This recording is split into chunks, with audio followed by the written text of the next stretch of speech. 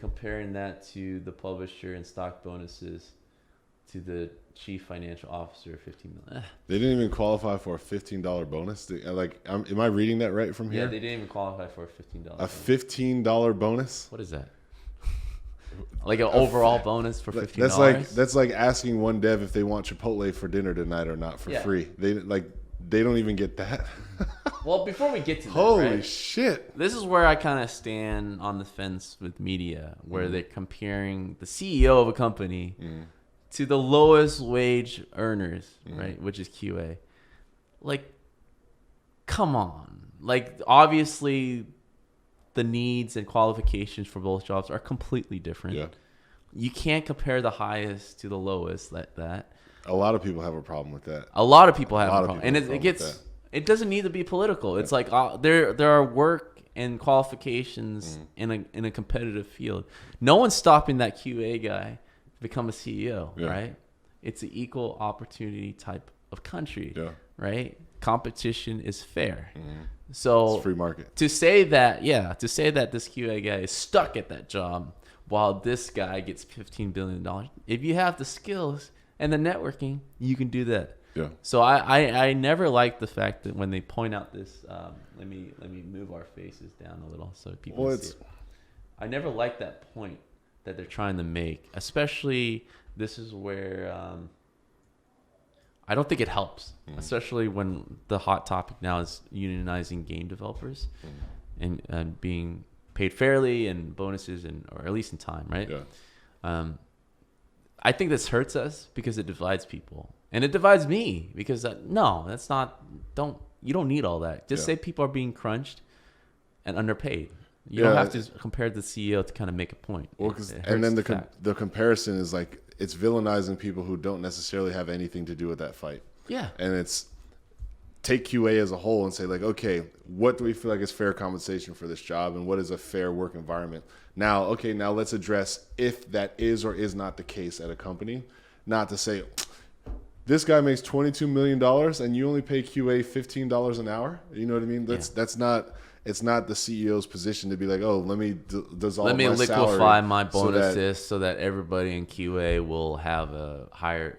Which now, is some CEO wanted to do that, yeah. Right? Like I shine the brass, show off the star. That's awesome. That's a great move. That's their choice. That's a great move. But it's like that whole whenever you're on the internet and you see people like teachers don't even get $35,000, but people in the NBA are complaining that they get $23 million. Shut up and play basketball. Yeah. It's like, do you know how many teachers in America there are compared to how many $20 million basketball players? And the industry is completely different. People tune in to watch basketball. They don't watch teachers. They're sponsored. It's on national television. Exactly. Like I've always hated those comparisons. The money needs because to be there.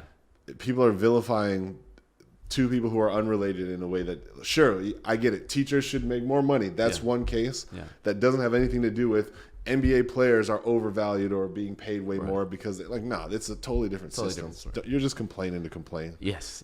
I bet you still watch sports. You I know. You're still watching sports. That's what you're reading through. Probably typing that comment in your jersey. Yeah.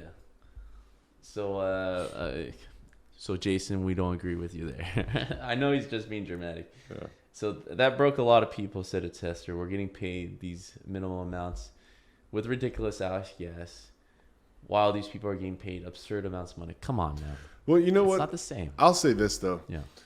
How much does it actually cost you to, give a QA person, a substantial bonus at their level where they'd be like, man, that is dope, right?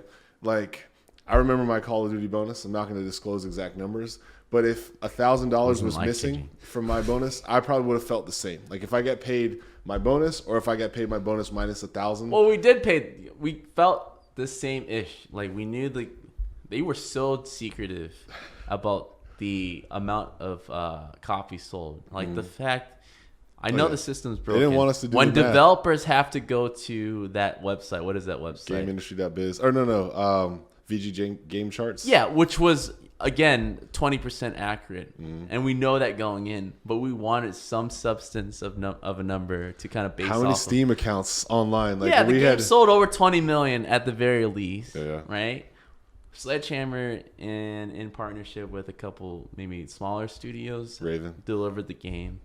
We know the cut was 10%, right, of the overall earnings, because headquarters need that 90% to be headquarters for business reasons. Fine, right? But even with that, the 10%, we look at our bonuses, 10% bonuses. It's like, what the fuck? It shouldn't be a monumental amount. So I'm going to unpack that. Yeah. I will say this. I just meant that, like, if I had $1,000 less in my bonus, I probably would have felt the same. Yeah. Right? Because there's tiers, right? Yeah. My bonus would still been in the same tier, which would have garnered the same reaction that it would have had. Yeah. Now, if someone who was making $13 an hour was just like, hey, you know what?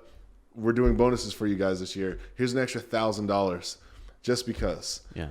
That's a huge gesture, yeah. Exactly. It's way different. The scale is way different. And I imagine Larry Charles in QA, who never got any bonuses. That'd be nice. Even though I felt overworked already, even though I felt like, compensation was nowhere near what it should have been. Yeah.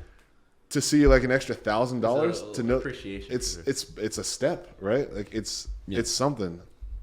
So it's not very expensive, I would say, as a business owner to like take care of the small guy, because the scale for what it requires to take care of the small guy is a lot different than what it takes to take care of the CEO or the creative director or the leads or the seniors or the associates. It all is relative. Yeah. A word of advice for anybody wanting to work in the industry or any industry: bonuses should be treated as such.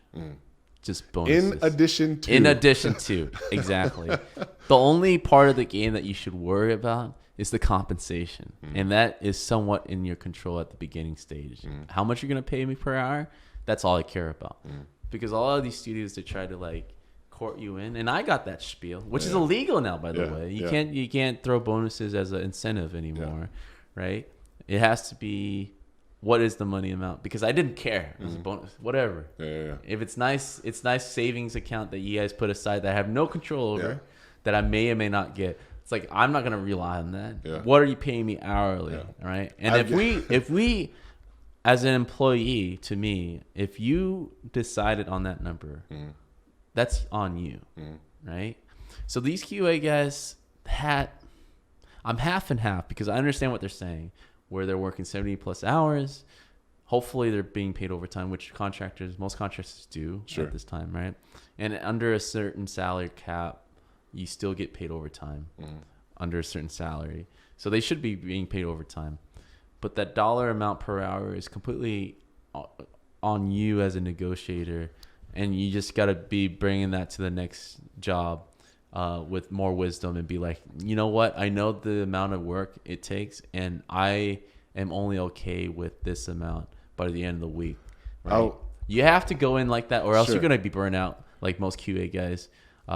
And you're complaining about the CEO making more money of you. Then he was like, come on, man. Well, there's the other side too, though, that like if you're like, let's just say, with all due respect, the lowest on the totem pole, you have the least amount of leverage because you're looked at as bringing the least to the table as far as individual value.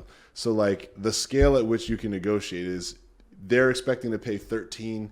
You might get 14. Yeah. You know what I mean? You might get 14.50, but you're not going to get 20. No. Because they're like, I've got 900 QA resumes for people who want to come work on Fortnite. Yeah. Get the hell out of here. Like, bring in the next $13 guy. He wanted $13.50. Okay, $13.50. Exactly. You know what I mean? So it's a supply and demand market. You got to know what you're dealing with. Yeah. And it's always good to kind of put yourself in the employer's shoes. Can they do this without you? Probably. Yeah. Can they do it probably less than you? Well, think about your number. And you got to be competitive with that. And it's just like anybody applying for a job. You got to know your worth. You can't go in there knowing like this is how much I feel like I should. It's like this is how much surveying the industry you should be paying. And I think because of these reasons, you probably will pay me for that. Yeah. But arguing after the fact is just, come on, get in line, dude.